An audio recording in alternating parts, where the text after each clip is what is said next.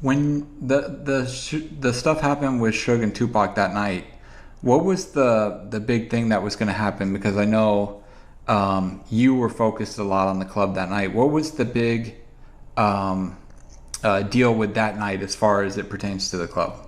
Yeah, so what was happening that night, what was the big thing was we were using someone else permit to open the club. I forget the lady's name, but it was a lady, some officer people from New York that actually, Helen something, I forget her name. But anyway, we were using her permit and her license to operate the club.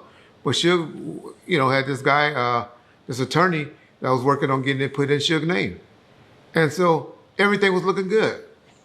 Where they was like, if y'all have no problems tonight and everything goes smooth, they're gonna come in and do the inspections and they're gonna be there watching and checking y'all out. We're gonna have y'all liquor license and y'all license premiere where it's gonna be in Suge's name or his female associate's name. I'm pretty sure it was Suge's name. But it's gonna be, under a Suge entity. And and so that's why it was like a big thing because I'll be honest, every night, the 3 nights prior, it was chaotic there.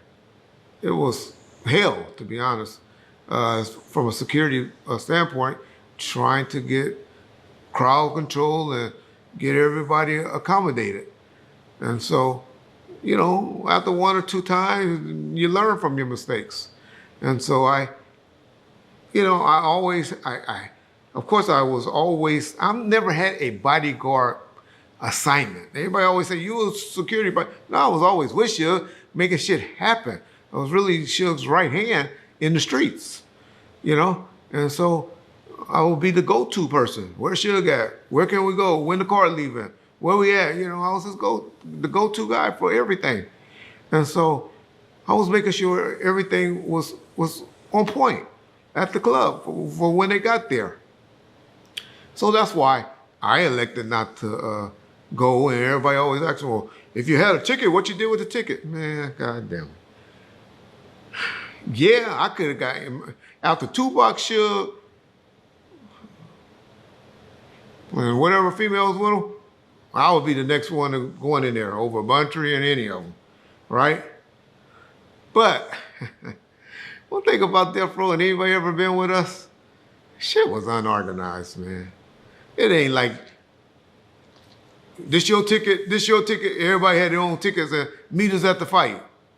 Man, it was like some sucker shit, really. Whoever, the first one's there, or whoever walking in with us get to go in. Got to be there. So I ain't have to see no fight. I'm out there working. I ain't out there playing or got to be seen and all of that. And so my job is to make sure shit running right or running smoothly. People always talk about, and so my point is, that's what I was doing. I went to MGM, saw that shit was hectic and all that. Frank and Tupac, I'm gonna be honest, Tupac called, cussing, going on. And that was the last thing Tupac ever said to me in life. He was in his room. Where's Suge at, Red? Where's Suge at? He always late. We always got to show up everywhere late. I'm tired of this shit. Matter of fact, Red, tell Suge I'll meet him over there. I'm catching the cab over there to the hotel. All right, Pop. It's a grown-ass man. Okay. Him and Frank, I didn't know Kevin was with him, Kevin Hackey, but him and Frank took off and they rode over there in a taxi cab from the Luxor Hotel, which is not that far, to the MGM Hotel by themselves. Of course, now Suge is at his house. Tupac and them was at the room at the Luxor. They get there, they meet up in the fight. Fight's over in what? Less than a minute, 2 minutes, right? And then that's when y'all see them coming out, Pac all hyped up and feeling good. And, y'all see the footage where he came out and feeling good and walking and all hyped up. And then they go and do whatever. Now,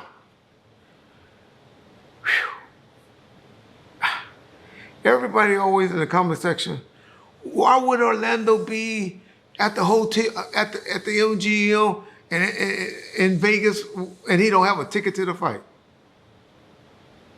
I understand why y'all say that. Cause you motherfuckers ain't never been to no Vegas on no fight night. Anybody that been to Vegas on a fight night, that remember, y'all tell these motherfuckers. It was like All-Star Weekend. Bitches, every nigga that thought from every city, from Detroit to Cleveland to Chicago, Atlanta, every gangster or nigga that thought they had some money, D-boy or whatever, was there in Vegas. Some had tickets, some didn't.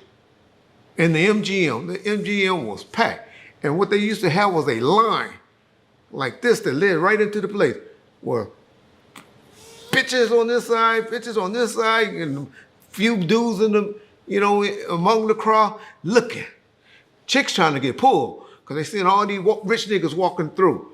Chicks just standing on the side, thirsty, looking. Dudes walking and all that. Some got pulled on the way out. Some may have got pulled on the way in. But I can't even tell y'all how fight night was. Mike Tyson fights were in the 90s.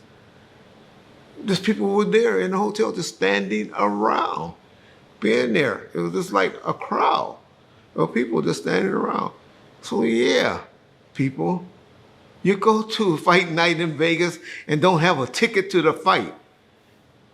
But there was probably like 4 or 5 after parties that night. Everybody big was in town. For some reason, Biggie wasn't in town that night.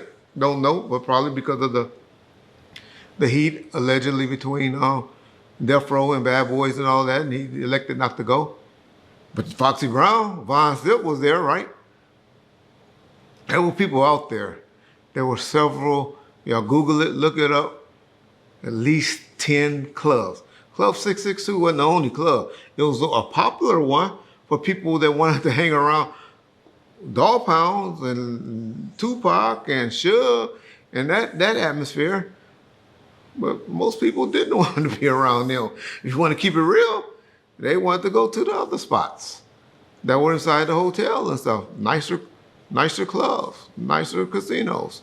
Y'all, I can't explain to you youngsters how it was in the 90s out there in Vegas, but it was, if y'all a little older, y'all can think of All-Star Weekend, 2000, what was it, 7?